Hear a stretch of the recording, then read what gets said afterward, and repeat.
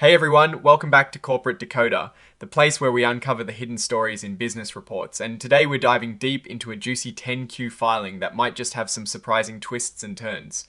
So buckle up, could Surrozen Inc. be on the cusp of a game changing breakthrough, or are they navigating a minefield of financial and operational risks? We're about to find out before we jump in. If you appreciate getting straight insights from these dense corporate documents, make sure you are subscribed. We also have a Discord community linked in the description below where you can connect with fellow investors and dissect these reports together. Alright, first things first, let's get a snapshot of the company's financial health. This filing is a quarterly report giving us a look at their performance up to September of 2025. Here we see their additional paid-in capital, which basically represents money invested in the company beyond its par value.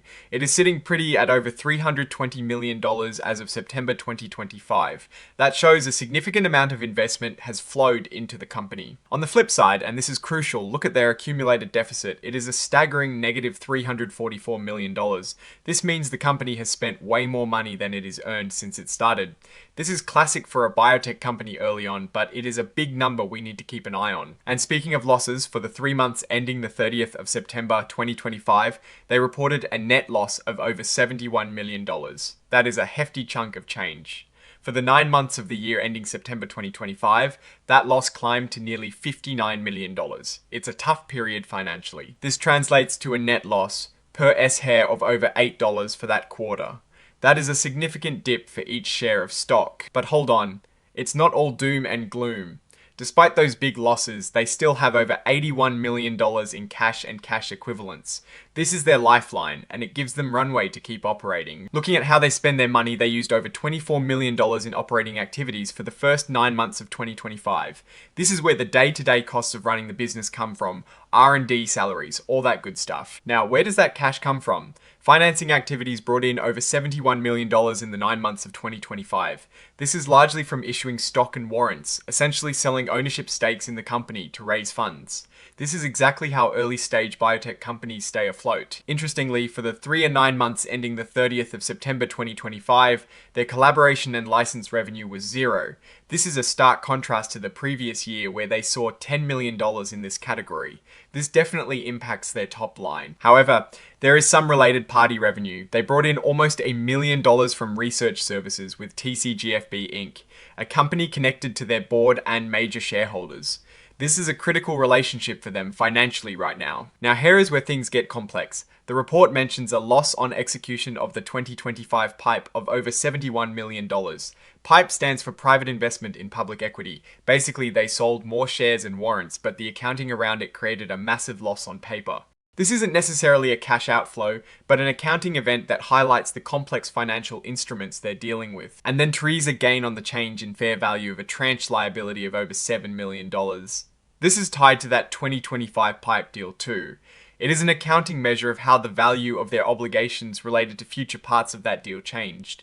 It went up in their favor this quarter. They also recognized a loss of over $2 million from amending and cancelling some warrants.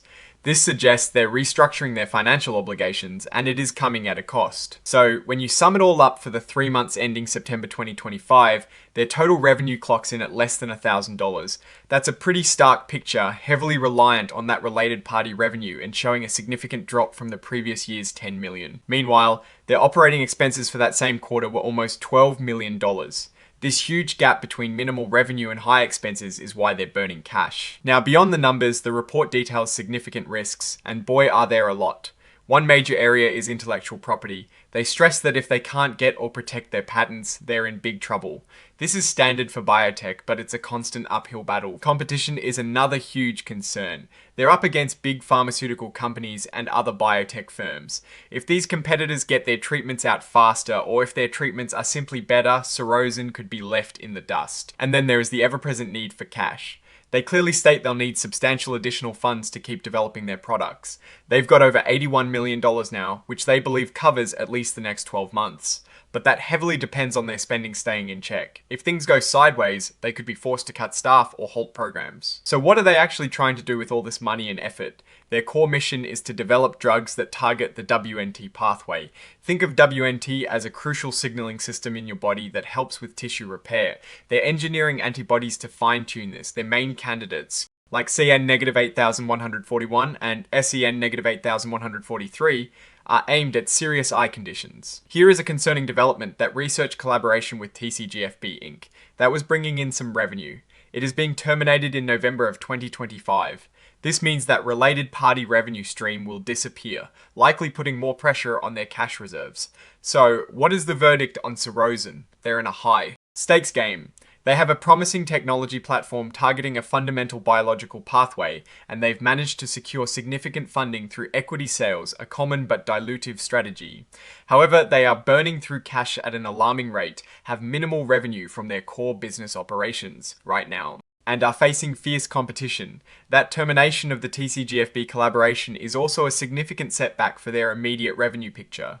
The future hinges on their ability to navigate the extremely complex and expensive clinical trial process, secure regulatory approvals, and ultimately bring a product to market. The sheer volume of risk factors discussed, from patent protection to regulatory hurdles and the constant need for capital, paints a picture of a company operating in a very precarious position. They are betting big on the potential of WNT pathway modulation for serious diseases.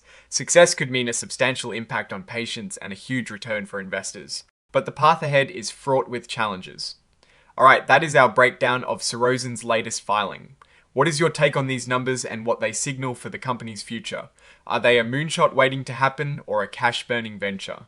Drop your thoughts in the comments. If this analysis was valuable, hitting that like button really helps. And subscribe for more deep dives. Don't forget to check out the Discord in the description. Thanks for watching. See you next time.